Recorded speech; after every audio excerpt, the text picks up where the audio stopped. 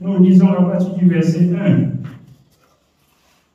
Voici les paroles de l'alliance que l'Éternel ordonna à Moïse de traiter avec les enfants d'Israël au pays de Moab, ou de l'alliance qu'il avait traitée avec eux à Horeb. Moïse convoqua tout Israël et leur dit: Vous avez vu tout ce que l'Éternel a fait sous vos yeux dans le pays d'Égypte, à Pharaon, à tous ses serviteurs et à tout son pays, les grandes épreuves que tes yeux ont vues, ces miracles et ces grands prodiges.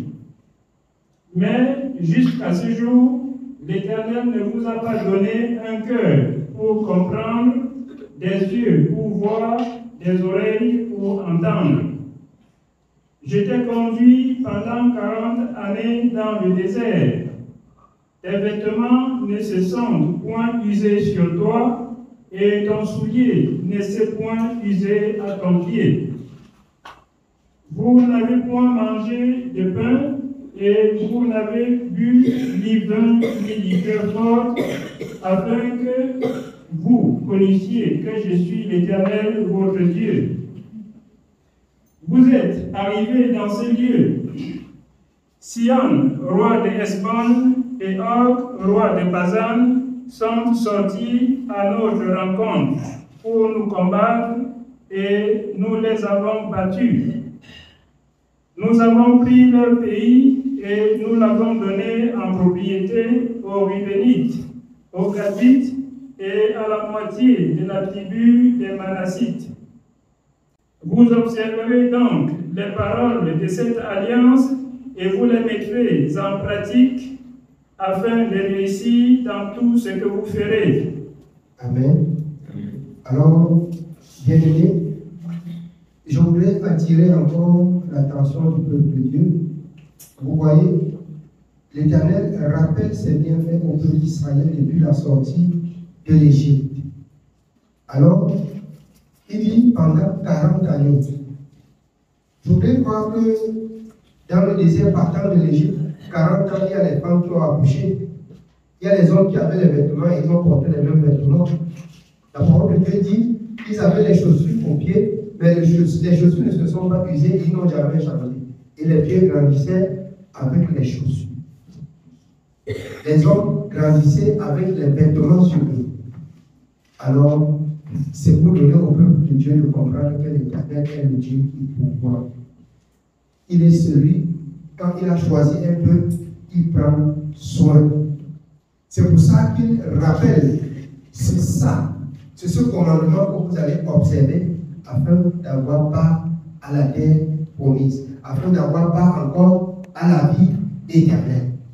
Si on n'obéit pas à ce parole de l'alliance, on ne peut rien attendre de Dieu.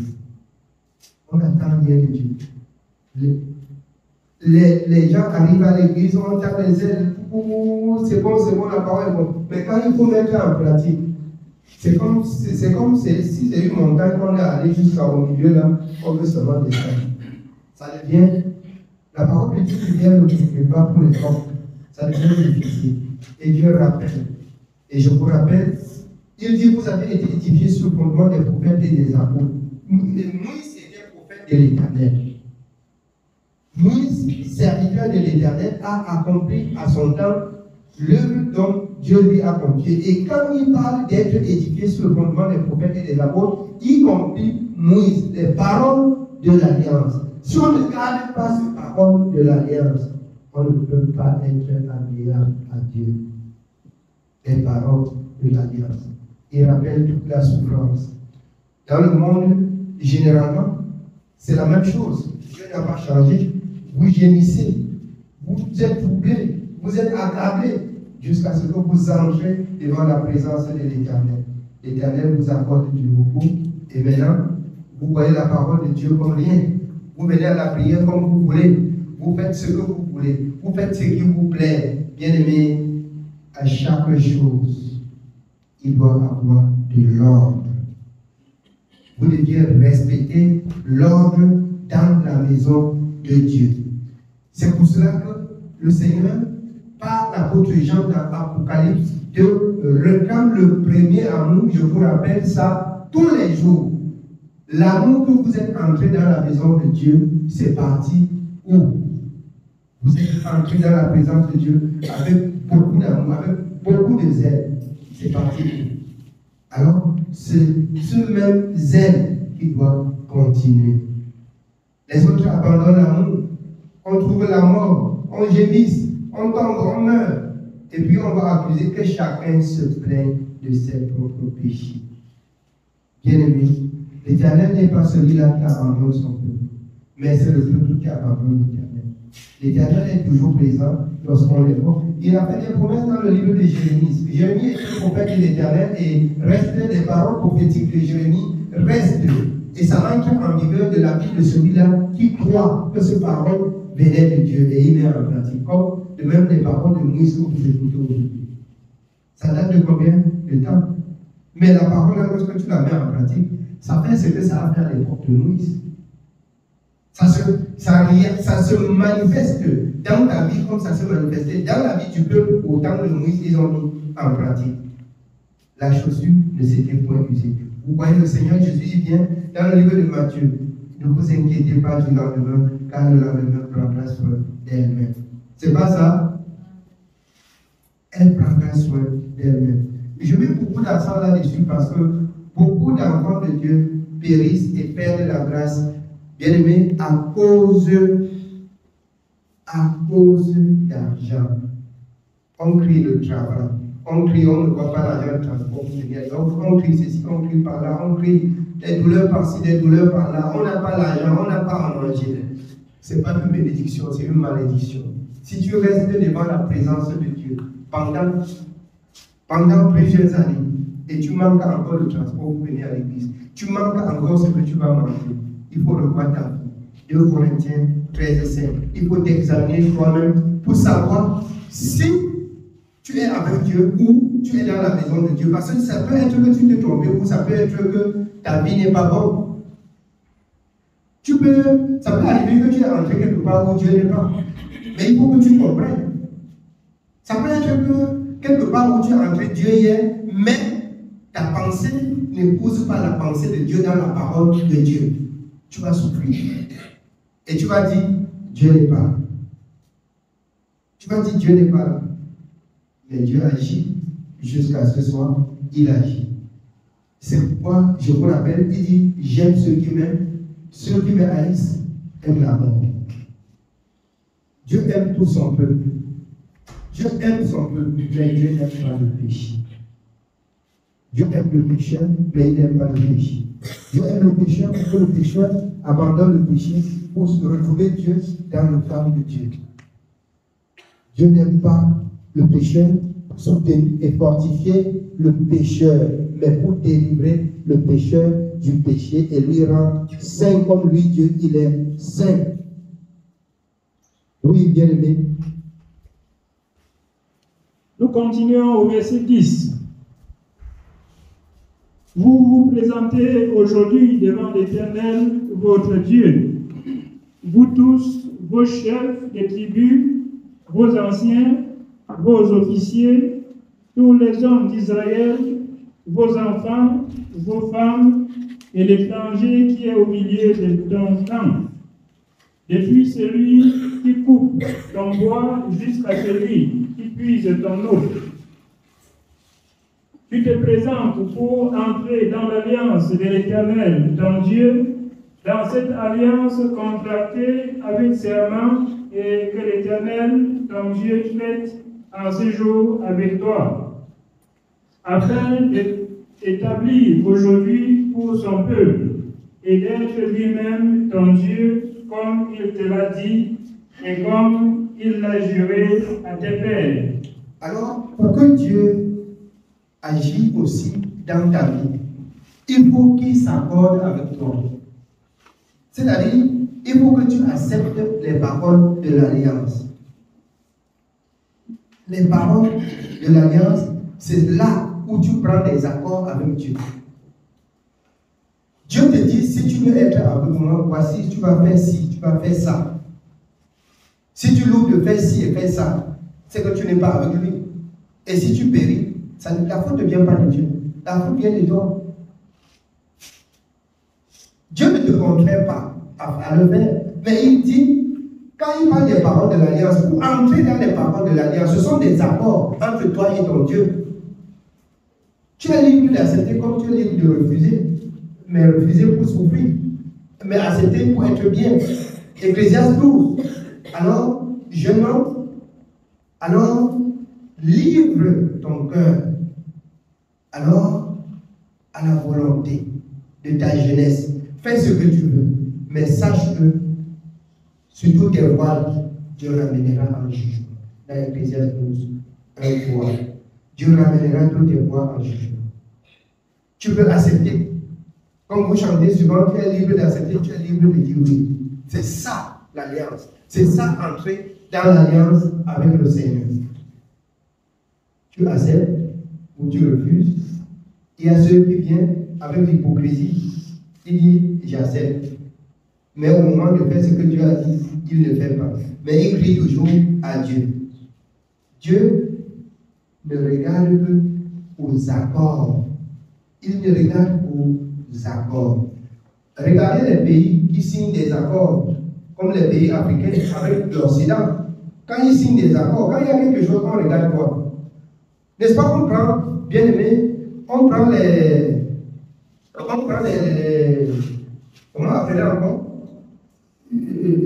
On prend les notes des accords pour lire, pour voir ce qui a été signé. C'est pas ça. Mais si le Cameroun a dit que les Nigériens entrent au Cameroun sans le visa, et on arrête un Nigérian disant qu'il est entré sans visa, mais son ambassadeur appelle, il demande que dans les accords, c'est quoi? C'est pas ça. Sache que de même que Dieu, tu t'es accordé avec Dieu, tu ne gardes pas la parole de Dieu. L'ennemi t'étrangle dans les accords, tu cries vers l'Éternel. L'Éternel regarde d'abord les accords. Pourquoi? Si, selon les accords, comme tu cries là, tu es juste. Si tu as traversé les accords, il n'est pas là. Il n'est pas là. Il n'est pas là avec toi. Il ne te défend pas. L'ennemi va te très mal. C'est ça la réalité. Accorde-toi avec ton Dieu. Accorde-toi proprement avec ton Dieu. Tu fais ce qu'il a dit au jour du malheur. Tu cries vers l'Éternel et l'Éternel te soutient. Mais je vais vous dire, je vous ai expliqué quelque chose. Quand on ferme les frontières, nous partons au Nigeria, nous payons le prix plus cher. On est obligé, parce qu'on ne peut pas, bien aimé, on recommande au Seigneur, si on nous arrête là même, on récupère même tout notre argent. L'ambassade ne nous défend pas. Parce qu'on sait que les frontières sont fermées. Les frontières sont fermées. Et la parole de Dieu dit, l'autorité du monde, il vote les lois, mais lui aussi, il ne respecte pas les... C'est devant eux que nous partons. Ce sont eux qui prennent l'argent et qui nous chargent dans les chaloupes pour nous partons. C'est pas ça que nous partons. Mais si de l'autre côté, quand tu es en train de mourir, tu les appelles, ils vont dire qu'ils ne te connaissent pas. Ils disent qu'ils ne te connaissent pas. Mais tu as payé, tu payes là, tu passes là. Tu vas où? Ils partent. Ils ne te connaissent pas. Ouais, ils votent des lois et ils sont corrompus. La parole de Dieu est la vérité. Dieu n'est pas corrompu. La loi de Dieu là, mon bien-aimé, quand tu t'accordes avec Dieu là, tout le monde pour aller au Nigeria là, ça va te laisser à l'autre. Dieu ne serait pas avec toi. Dieu ne serait pas avec toi. Dieu ne serait pas avec toi. Alors, le prix que nous payons en route, bien-aimé, suppose être même un châtiment. Quelque part où, rends-toi compte que quelque part où tu dépensais 10 000 pour arriver. Tu dépenses désormais 100 000. À toi de choisir si tu vas dépenser 100 000 pour aller chercher ta marchandise ou tu vas t'asseoir. C'est pas ça? Mais 90 000 qui est au-dessus, bien aimé, c'est le prix. C'est le prix de quoi? C'est le prix du non-respect de la loi. C'est le prix que vous acceptez ou que vous n'acceptez pas. Ce n'est pas parce que je vous dis que moi je parle que vous allez pas que je dis que la loi là est faux. C'est le prix du non-respect. Ça suppose être un châtiment. Le prix du non-respect de la loi. Si je veux respecter la loi, après je ne mange plus. Et si je veux, bien aimé, comme ce sont deux qui sont corrompus, si je veux partir et donner l'argent, quand je donne et que ça soit pour moi une correction, je dépense. Je dépense. Bien aimé, ce ne sont que des accords, il n'y a pas de vol là. Ce que je vais vous dire encore après, parce que vous allez dire que l'homme de Dieu enseigne ce qu'il ne met pas en pratique. Non. Non et non. Alors, qu'est-ce qui n'a pas marché? Même au moment où les frontières étaient ouvertes, on demande un passeport, mais j'ai un passeport. Je suis dans la logique. On demande de prendre le visa, je prends le visa, je suis dans la logique. On demande le certificat de vaccination, j'ai le certificat de vaccination rempli, je suis dans la logique. Mais au moment où, bien aimé, on dit que c'est fermé, et les marchandises viennent, et on achète. Et bien aimé, le gouvernement laisse les gens partir. Chacun va acheter, chacun va prendre. Je vous dis en toute vérité, bien aimé, c'est le gouvernement qui livre son peuple si le peuple a quelque chose. S'il arrive quelque chose au peuple, c'est le gouvernement qui livre son peuple. Dieu va nous garder parce qu'on n'a pas bafoué la justice. Si la justice disait qu'on paye ceci pour partir, qu'on payerait ce qu'on a demandé, c'est pas ça. On payerait ce qu'on a demandé. On payerait ce qu'on a demandé. Bien aimé, je vous ai rendu un témoignage. Partant du Nigeria, mon passeport était fini, j'ai passé beaucoup de temps. J'ai fait un dossier, je suis allé intégrer le dossier à l'immigration. Ça a retardé, j'ai recommandé le voyage à Dieu, je suis parti. Bien aimé, là, j'étais dans l'infraction. Pas volontaire, mais l'Éternel m'a gardé. Parce qu'il voit le dessein de mon cœur, ce n'est pas de tromper l'autre. Je suis sorti dans l'eau comme ça. L'immigration était alignée comme ça, je suis passé devant elle comme ça. Pendant qu'on a arrêté les autres, je suis parti. Ils m'ont pas arrêté. En route, ils sont arrivés, ils stoppent les voitures. Je suis dans la voiture, on regarde comme ça, on dit la voiture passe. Je suis passé. En rentrant la même chose. Mais je ne peux pas, bien aimé, je ne peux pas, du moment où c'est ouvert, où je peux faire le passeport, je dis que Dieu va me garder. Et je ne fais pas le passeport. Là, je n'ai pas honoré l'autorité. Je n'ai pas honoré l'autorité. Donc, bien aimé, en quelque sorte, la loi de l'Éternel. On ne doit pas bafouer la loi de l'Éternel. On ne doit pas bafouer la loi de l'Éternel. Jusqu'ici, le gouvernement pouvait trouver une méthode de soulager son peuple par rapport à la marchandise qu'ils achètent. Mais jusqu'ici, ils ne font rien. Je vais vous rappeler quelque chose. Les frontières où on a commencé à fermer à la Chine sont ouvertes. Mais l'Afrique, comme c'est la femme de l'Occident, ça reste fermé. On dit comme oui. Si on voulait poser la question qu'on ferme maintenant, pourquoi ils disent qu'on ferme pourquoi? Parce que de l'autre côté, c'est ouvert. C'est complètement ça, la raison. Bien aimé, c'est ainsi que nous souffrons. Chez Dieu, il n'en est pas question. La justice de Dieu, c'est la justice de Dieu. Les accords avec l'alliance, rien ne doit être enlevé. Rien ne doit être enlevé. Dieu dit qu'on honore l'autorité. Je dois honorer l'autorité selon la parole de Dieu. Toute chose, on établit toute chose, non. Bien aimé, je fais le papier comme il se doit, sans corrompre ou partir. C'est juste et agréable pour moi. Oui, fermez la porte. Alors, bien aimé, la justice de Dieu, nous sommes ici dans la justice de Dieu. dans la justice de Dieu. Oui. Continuons au verset 13. Afin de t'établir aujourd'hui pour ton peuple et d'être lui-même ton Dieu, comme il te l'a dit et comme il l'a juré à tes pères, Abraham, Isaac et Jacob. Ce n'est point avec vous seuls que je traite cette alliance contractée avec serment, mais c'est avec ceux qui sont ici parmi nous, présents en ce jour devant l'Éternel, notre Dieu, et avec ceux qui ne sont point ici parmi nous en ce jour.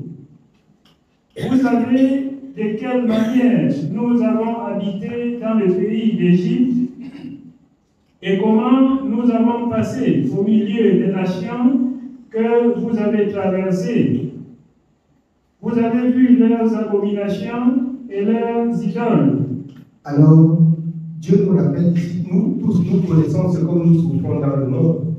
Comment dans le monde, nous étions maltraités. C'est pas ça?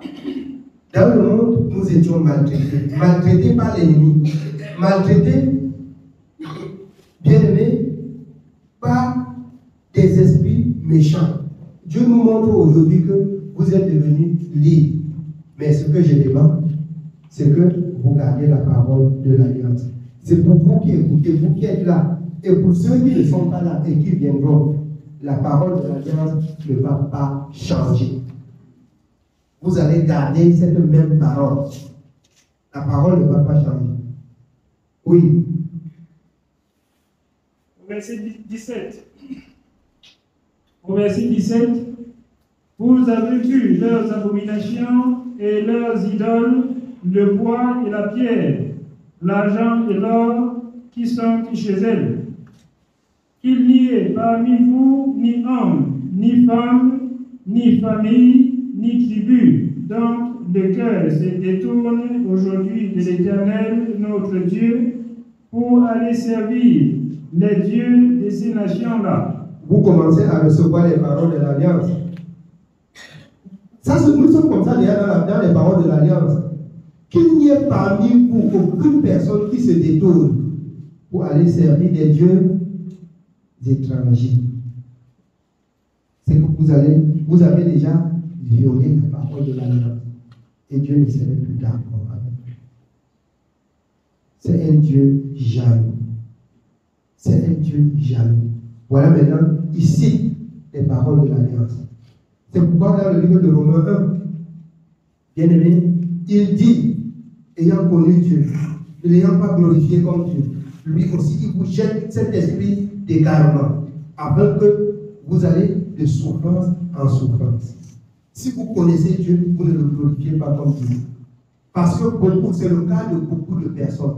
On sait que Dieu a interdit ça, mais on le fait quand même pour demander pardon. C'est l'hypocrisie, c'est l'incrédulité, c'est la rébellion. C'est la rébellion. Je fais quand même. Je vais demander pardon. Oh, avant de voir, j'ai toujours fait ça. Alors, Romains 7, c'est le péché qui habite en toi. Psaume 32, heureux celui en qui l'Éternel n'impute point d'iniquité. Heureux celui en qui le péché est pardon. Sache que ton péché, bien aimé, ça va grandissant. Rien n'a changé sur l'état de ton péché. C'est la raison pour laquelle, à tout bout de chemin, tu peux pécher comme tu veux. Tu peux pécher comme tu veux. Soit Dieu avait écrit ton nom dans le livre de vie, tu as effacé, soit ton nom n'avait jamais été même écrit dans le livre de vie. C'est pour ça que l'apôtre Paul dit, examinez-vous vous-même pour savoir si vous êtes dans la foi. Si vous êtes dans la foi, examinez-vous vous-même. J'ai dit aux enfants de Dieu précisément que il faut que chacun, quand tu pries là, il faut que tu cherches à tisser ta relation, si bien quand tu pries, Dieu exauce, tu connais. Quand Dieu n'a pas exaucé, tu connais aussi. Tu sais que quand tu parles à ton Père, il a écouté. Tu sais quand tu as parlé à ton Père, il n'a pas écouté ou il a écouté. S'il n'a pas écouté, c'est qu'il y a un problème. S'il a écouté, il n'a pas agi, c'est qu'il y a problème. Parce que de toutes les façons, ses oreilles ne sont pas dures pour t'écouter, ni sa main courte pour te sauver. Mais il arrive que tu peux être en infraction. Lui, il manifeste son désaccord avec toi, il ne te répond pas, il ne te conduit plus. Il ne te conduit plus. Tu as violé la parole de l'alliance. L'alliance, c'est que tu ne vas pas te détacher de lui. En fait, ce que Dieu a interdit, c'est se détacher de Dieu. Et là, c'est violer la parole de l'alliance. Oui. Nous sommes au verset 18. Qu'il n'y ait parmi vous ni homme, ni femme, ni famille, ni tribu dont le cœur se détourne aujourd'hui de l'Éternel notre Dieu, pour aller servir les dieux de ces nations-là. Qu'il n'y ait point parmi vous des racines qui produisent du poison et de l'absinthe. Que personne, après avoir entendu les paroles de cette alliance contractée avec serment, ne se glorifie dans son cœur et ne dise: j'aurai la paix quand même, je suivrai les penchants de mon cœur. J'aurai la paix quand même, je ferai ce que je veux. Quand même, je ferai ce que mon cœur me dit. J'aurai la paix. Tu n'auras jamais la paix. Tant que tu n'as pas fait ce que Dieu a dit, tu n'auras pas la paix. Tu vas être troublé. Tu n'auras pas du sommeil, tu vas être troublé. Tant que tu n'as pas fait ce que Dieu a dit, tu vas être troublé. Oui. J'aurai la paix quand même, je suivrai les penchants de mon cœur, et que j'ajouterai l'ivresse à la soif. L'Éternel ne voudra point lui pardonner, mais alors la colère et la jalousie de l'Éternel s'enflammeront contre cet homme. Toutes les malédictions écrites dans ces livres reposeront sur lui, et l'Éternel effacera son nom de dessous des cieux. L'Éternel effacera son nom de dessous des cieux. Souvenez-vous dans Malachie, quand vous croyez, alors il y a un livre de souvenirs qui s'ouvre dans les pour écrire le nom de ceux qui s'engagent.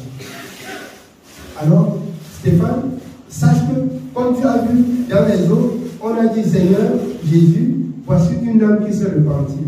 Le livre de souvenirs s'ouvre. Tout ce que tu as dit là, c'est noté. Tu as dit que tu ne feras plus, c'est noté. Mais si tu rentres sur ça, écoute bien.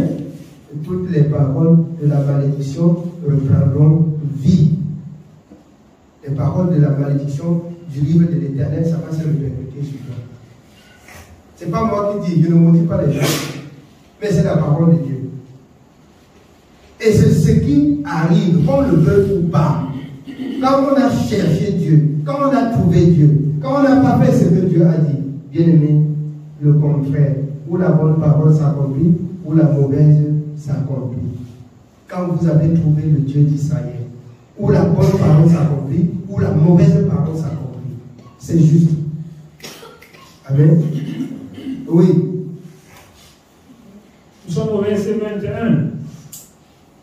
L'Éternel le séparera pour son malheur de toutes les tribus d'Israël, selon toutes les malédictions de l'alliance écrites dans ce livre de la loi. Alors, la parole de Dieu dit: l'Éternel le séparera. La malédiction, quand il fait retomber sur toi, il te pousse, il te sépare même du peuple. Tu peux être là, mais c'est ton corps. C'est ta coque qui est là. C'est ta coque qui est devant le peuple de Dieu. Mais Dieu t'a déjà séparé. Même si on t'envoie, je t'aime, bien aimé, Dieu dit que moi je ne peux pas te voir. Donc il faut éviter d'entrer en procès avec ton Créateur. Il faut éviter d'entrer en procès avec ton Créateur. Tu entres en procès avec Dieu, mon ami, tu vas gagner. Tu pars où? Il faut éviter d'entrer en procès avec son Créateur.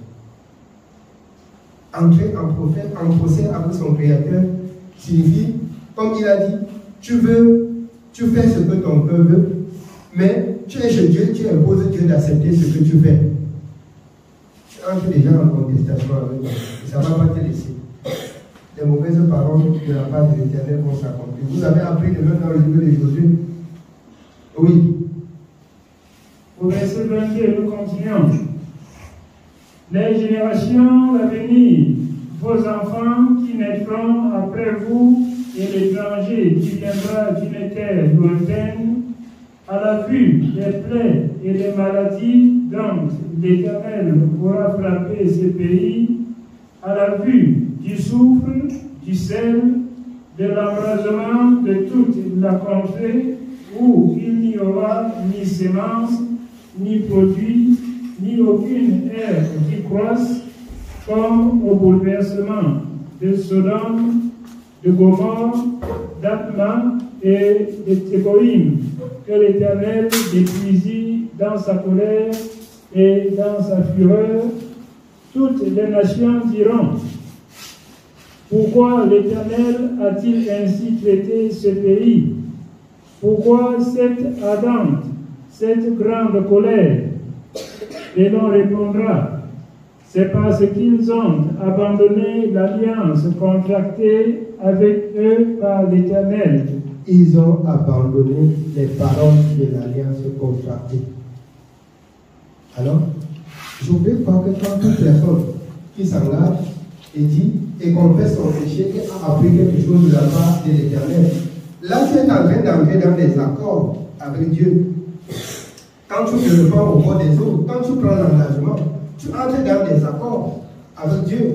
Et ce sont là, les paroles que tu écoutes là sont des paroles de l'alliance. Tu comprends, tu dis: oh Seigneur, j'étais ça, pardonne-moi. Tu entres dans l'alliance, tu entres dans l'accord. Mais si tu retournes, comprends ce qui arrive. C'est la destruction. C'est la punition. C'est toutes ces mauvaises paroles qui vont se déchirer. Et la dernière, la situation de la personne deviendra plus pire qu'avant. C'est écrit dans le livre de Matthieu. Le cas de la personne devient plus pire qu'avant. Amen. Donc, bien aimé, évitez d'entrer en contestation avec votre Créateur. Évitez. C'est ce que vous deviez éviter. Évitez. Évitez. Le Seigneur a fait mention pour le peuple depuis l'Égypte. Il dit que la chaussure ne s'était point usée dans ton pied. Ton vêtement ne s'était point usé. Tu as porté le même vêtement 40 ans. Aujourd'hui, vous portez la Bible. Vous portez 3 habits par jour. Les autres ont porté les mêmes habits 40 ans. Portez 3 par jour. Bon, c'est la grâce, hein? C'est notre grâce. C'est notre grâce. Nous pouvons dire. Mais les autres ont souffert. Mais ne laissez pas ce qui en fait, bien aimé, la joie et la paix pour poursuivre la vanité. Parce que le Seigneur a dit aussi, il a vu dans Ecclésias 6, si vous pouvez lire, on finit avec Ecclésias chapitre 6, à partir du premier verset.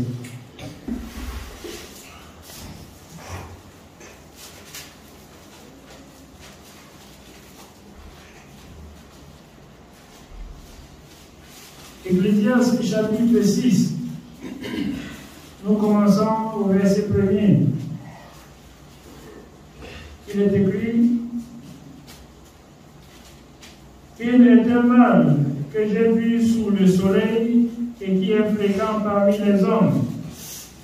Il y a tel homme à qui Dieu a donné des richesses, des biens et de la gloire, et qui ne manque pour son âme de rien de ce qu'il désire, mais que Dieu ne laisse pas mettre d'en jouir, car c'est un étranger qui en jouira. C'est là une vanité et un mal grave. Quand un homme aurait 100 fils, vivrait un grand nombre d'années, et que les jours de ces années se multiplieraient, si son âme ne s'est point rassasiée de bonheur, et si de plus il n'a point de sépulture, je dis qu'un avorton est plus heureux que lui. Alors écoutez bien, la vanité du monde, la richesse, les enfants, que tu n'as jamais la paix avec eux. Est-ce que tu pourras, bien aimé, te réjouir et vivre bien avant de quitter la terre? Non. C'est serait le tourment tous les jours. Au lieu d'avoir beaucoup d'argent et ne pas être avec Dieu. Alors, bien aimé, et d'avoir aussi beaucoup d'enfants et ne pas les inscrire selon la parole de Dieu. Alors, ce serait la souffrance pour l'éternité. Ce serait une souffrance pour l'éternité. Ce qui va rattraper, ce qui va faire ta souffrance, c'est la souffrance de ces enfants. Tu vas voir, ça va faire mal dans le cœur. Ça va faire mal dans le cœur. Même si on dit, bien aimé, que quelqu'un est conscient, il souffre pour son péché. Or, vous souffrez aussi en tant que parent pour les pleurs d'enfantement dans vos cœurs. C'est ce qui est évident. Tu ne peux pas te réjouir jusqu'à dire que si j'étais la terre aujourd'hui, je suis heureux. Ça ne marche pas. Dieu dit la vérité. Dieu dit la vérité. Donc les jours que tu vis là, c'est les jours que tu dois, bien aimé, aménager ton éternité. Pour toi-même et pour ta maison. C'est pourquoi je dis toujours, bien aimé, le message de la vérité commence dans nos maisons. Que chacun tienne bien le message de la vérité dans sa maison. Que chacun tienne bien le message de la vérité dans sa maison. Alors, pour les enfants qui ne sont pas encore majeurs, pour eux, ça va être une loi. C'est-à-dire que ça va être comme ça. Mais quand l'enfant est déjà majeur, c'est ça, vous lui laissez la possibilité de faire n'importe quoi. Mon ami, vous allez écouter. Vous allez recorder, vous auriez les fruits, vous auriez le châtiment même de Dieu. Parce que vous soutenez le mal. Parce que vous soutenez le mal. C'est pourquoi il dit, ne prenez point part aux œuvres infructueuses des déés. Ne soutenez pas le mal. Si l'enfant est majeur et ne peut pas faire la volonté de Dieu, j'aime toujours bien rappeler au peuple de Dieu selon 1 Samuel 2. Élie, vous connaissez tout, qui ne connaît pas la vie d'Élie? Chaque personne, chaque enfant de Dieu connaît la vie d'Élie, non? Vous avez vu ce qui est arrivé à Élie? Le Seigneur est le même hier, aujourd'hui, pour l'éternité. Les fils d'Élie se croyaient tout permis. Si bien que les serviteurs de l'Éternel et le peuple de Dieu, ils arrivaient n'importe où, que vous allez comprendre que je suis serviteur de Dieu. Mes enfants, pendant qu'on est là, on se retrouve en exemple. Pendant qu'on est en train de travailler, mes enfants sont en train de jouer. Ils passent ici, on est en train de faire fruit, ça y ramasse. Quelqu'un, une maman veut parler, il lui gifle. Parce que c'est l'enfant du serviteur. Mon ami, dans la maison de Dieu. Dans la maison de Dieu. Et non, on va dire comment. Et puis, on dit au serviteur. Le serviteur dit, ouais, mon enfant, comment j'apprends tout le mal que tu fais là. Est-ce que c'est bien? Où est la rigueur dans ce que l'homme de Dieu, où est la rigueur de l'homme de Dieu pour son enfant? Il a pris en légèreté et Dieu a frappé la maison. Et Dieu a frappé la maison. Dieu a frappé la maison. Mon ami, ce que je vais vous faire savoir, c'est que, alors, si un enfant fait ça, vous devez même le corriger même, avant que ça arrive sur moi. Avant que je le comprenne, vous deviez le corriger. Parce que nous apprenons que les enfants sont nos enfants. Ceux qui sont encore hypocrites disent que ne dis pas ça à mon enfant. Mais sachez que tous les enfants qui sont à l'église sont les enfants de l'église et nous sommes les parents des enfants de l'église. Donc on a le plein droit de donner une éducation à tous les enfants comme je dois quand on est à l'église. L'enfant fait ça, tu le corriges comme il se doit. Il y a de cela quelques années, pour ceux qui se rebellent, bien aimés, vous pouvez voir la conséquence. Pour ceux qui disent, on ne dit pas ça à mon enfant, la conséquence c'est que la suite, bien aimé, la suite, l'enfant là, il devient quoi? Bien. Mon enfant fait ça, il faut le chicoter avant que ça arrive chez moi. Reprenez-le comme il se doit. Et ça doit être comme ça pour tous les enfants. Alors, quand j'entends une bien-aimée, quand je venais chez toi, je ne supportais pas qu'on dise comme ça à mes enfants. Il dit que si c'est comme ça, ne viens plus chez moi avec les enfants. Parce que quand un enfant rentre ici, là, il ne fait pas ce que je dis là. Moi, là, je chicote. Ça ne marche pas. Si c'est comme ça, ne viens plus chez moi avec tes enfants. Garde tes enfants, tu les éduques chez toi. C'est tout. Ne viens plus chez moi avec eux. Si tu sais que tes enfants sont mes enfants, je dois les prendre, les reprendre, comme je reprends les miens. Et vous deviez à votre tour. Bien aimé, je vous dis, parce qu'il y a aussi des parents parmi nous mal élevés. Que ça vous plaise ou que ça ne vous plaise pas. Vous ne connaissez pas à quel moment il faut reprendre l'enfant, ni comment il faut reprendre l'enfant. Alors, on peut reprendre l'enfant dans un esprit de douceur et de sagesse et redresser bien l'enfant. Si tu tombes sur l'enfant, tu frappes l'enfant sans lui dire ce qu'il devrait faire ou ce qu'il ne devrait pas faire. C'est que tu n'as rien, tu n'as pas aidé cet enfant. La parole de Dieu dit qu'on les châtie en les corrigeant. Mais tu le corriges. Si tu as des mauvais caractères, qu'est-ce que tu vas le corriger et le transmettre? Il faut que nous, en tant qu'adultes, nous laissons aussi mouler par la parole pour pouvoir aussi la transmettre aux enfants que nous redressons. Et ça doit être comme ça. Si quelqu'un n'aime pas qu'on parle de ce bien à son enfant, vraiment, il ne vient plus avec son enfant parce que son enfant le rencontre comme ça sur la route et il fait ça. Il va seulement, sa mère va seulement comprendre. Amen. Oui, bien aimé, on continue. Nous sommes au verset 3. Quand un homme aurait 100 fils, vivrait un grand nombre d'années, et que les jours de ces années se multiplieraient, si son âme ne s'est point rassasiée de bonheur, et si, de plus, il n'a point de sépulture, je dis qu'un avorton est plus heureux que lui. Car il est venu en vain, il s'en va dans les ténèbres, et son nom reste couvert de ténèbres. Son nom reste couvert de ténèbres. Alors, ni lui, ni ses enfants n'ont fait la volonté de Dieu. Sa maison reste couverte de ténèbres. Pourquoi vous pouvez servir Dieu et être rejeté? Vous servez Dieu sans reprendre vos enfants selon la parole de Dieu. Vous servez Dieu sans corriger les enfants. Vous servez Dieu en négligeant la parole. Bien aimé, vos noms, ça reste ténèbres. C'est la parole de Dieu qui dit. Ce n'est pas moi qui dis. Vous avez lu, quand vous, à la maison, lisez 1 Samuel 2. Vous voyez comment est-ce que, jusqu'à 1 Samuel 3, vous voyez comment est-ce que le Seigneur a traité la maison d'Élie. Et il a dit à Samuel, je vais traiter, c'est comme ça que je vais traiter la maison d'Élie. Élie a dit à Samuel que jure par le nom de l'Éternel, que tu vas me dire ce que l'Éternel t'a révélé. Je vais traiter sa maison. Bien aimé, évitez d'entrer en contestation avec Dieu, sous prétexte que vous protégez vos enfants ou que vous servez vos enfants dans l'injustice. Ça ne marche pas avec Dieu. Ça ne marche pas avec Dieu. Soyez les défenseurs de la justice. Soyez les défenseurs de la justice. Quand le Seigneur dit dans le livre de Matthieu, vous êtes le sel de la terre, vous êtes la lumière du monde. Vous êtes la lumière, bien-aimé. Vous devez éclairer en tout temps et en tout lieu. Oui. Nous continuons au verset 5. Il n'a point vu, il n'a point connu le soleil. Il a plus de repos que cet homme. Et quand celui-ci vivrait 2 fois 1000 ans sans jouir du bonheur, tout ne va-t-il pas dans un même lieu?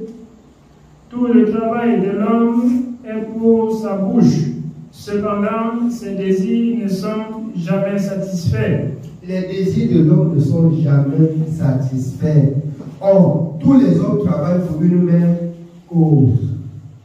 On travaille pour avoir ce qu'on va manger. Mais ce qu'on va manger, il arrive que ce qu'on va manger déroute certains jusqu'à ce qu'il n'entre pas dans le royaume. C'est encore un mal. C'est un mal nécessaire. On ne saurait comment exprimer cela. Tous travaillent pour une même cause. Nous tous, nous travaillons pour une même cause. Nous travaillons pour chercher quoi? C'est le pain quotidien du lendemain. C'est pas ça?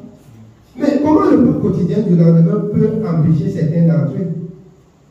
C'est celui qui veut manger beaucoup alors? C'est celui qui veut être alors trop bien? Bien aimé, c'est tout simplement parce que on a travaillé sans Dieu. On a travaillé sans regarder les paroles de l'alliance. Si on regarde les paroles de l'Alliance, l'apôtre Paul parle dans le livre d'Éphésiens des dimensions, des limites. Des limites. C'est-à-dire que tu dois travailler en regardant les limites de ton travail et de la justice de ton Dieu. Nous travaillons pour la même cause. Nous travaillons pour la même cause. Vous savez, pourquoi est-ce que le Seigneur a fait la parabole des ouvriers, d'autres qui sont venus le matin et d'autres qui sont venus dans l'après-midi, et ils ont donné le même salaire? Bien, vous connaissez ça? C'est pour dire, tu peux travailler beaucoup, d'autres travaillent pour gagner la même chose. Vous pouvez travailler le même travail, mais vous ne gagnez pas aussi la même chose. Prends la part que Dieu t'a donnée et tu te le fais. C'est simple. Ce que Dieu t'a réservé, prends. C'est tout. Oui. Nous sommes au verset 8. Car quel avantage le sage a-t-il sur l'insensé? Quel avantage a le malheureux qui sait se conduire en présence du vivant? Ce que les yeux voient est préférable à l'agitation des désirs. Quel avantage a le sage devant les insensés? Le sage est celui-là que, quand ça va déborder pour qu'il viole la parole de l'Alliance, bien aimé, il esquive et il se recule. Il n'accepte pas que la parole de l'Alliance soit violée. Voilà le sage. Le sage n'accepte pas que la parole de l'Alliance soit violée. Mais l'insensé, même quand on a violé jusqu'à marcher dessus, pourvu qu'on ait beaucoup d'argent, ce n'est pas son problème. Si la parole de l'Alliance est violée, s'il a gagné beaucoup, ce n'est pas un problème. Il ne regarde plus les paroles de l'Alliance. Bien aimé, évitez d'entrer en contestation avec votre Créateur. Faites chaque chose avec lui. Colossiens 3, 17. Quoi que vous fassiez en parole, en âme, en œuvre, faites tout au nom du Seigneur. Ne faites rien, ne débordez pas les limites qui vous ont été assignées dans la parole. Travaillez selon la justice. S'aimer selon la justice et moissonner selon la miséricorde. Oui. Nous sommes au verset 9. Ce que les yeux voient est préférable à l'agitation des désirs. C'est encore là une vanité et la poursuite du vent. Ce qui existe a déjà été appelé par son nom. Et l'on sait que celui qui est homme ne peut contester avec un plus fort que lui. S'il y a beaucoup de choses, il y a beaucoup de vanité. Quel avantage en revient-il à l'homme? Car qui sait ce qui est bon pour l'homme dans la vie, pendant le nombre des jours de sa vie de vanité qu'il passe comme une ombre? Et qui peut dire à l'homme ce qui sera après lui sous le soleil? Amen. Donc, bien aimé, il est reçu. Si on veut continuer, vous allez comprendre que nous travaillons et nous laissons même des richesses. Nous ne connaissons pas ce qui serait après nous. Les individus mangent, ils se moquent de vous et ils pêchent contre Dieu. Et c'est ça qui vous a empêché de ne pas entrer dans le royaume. Vous vous êtes épuisé et poumonné pour travailler comme ça, mais pour finir, vous vous êtes livrés pour ne pas agréable à Dieu. Ceux qui restent manger, ils se livrent pour manger, ils ne sont pas agréables à Dieu. Votre travail, pour finir, votre travail n'a été que vanité. C'est de ça qu'il est question. Amen. Oui, bien aimé, que Dieu soit béni. Et à partir de ce qu'on écoute là, il faut qu'on travaille bien son état d'âme, son état d'esprit, pour pouvoir la transmettre aussi à la maison. Résister aux enfants dans des choses pareilles. Vous n'allez pas travailler pour les enfants jusqu'à mourir et laisser la parole de Dieu pour que les enfants de Dieu, ce que vous avez travaillé par derrière aussi, soient détruits aussi sans qu'il ne soit avec Dieu. Bien aimé, vous avez passé le temps à travailler pour vous. Amen. Que Dieu soit béni.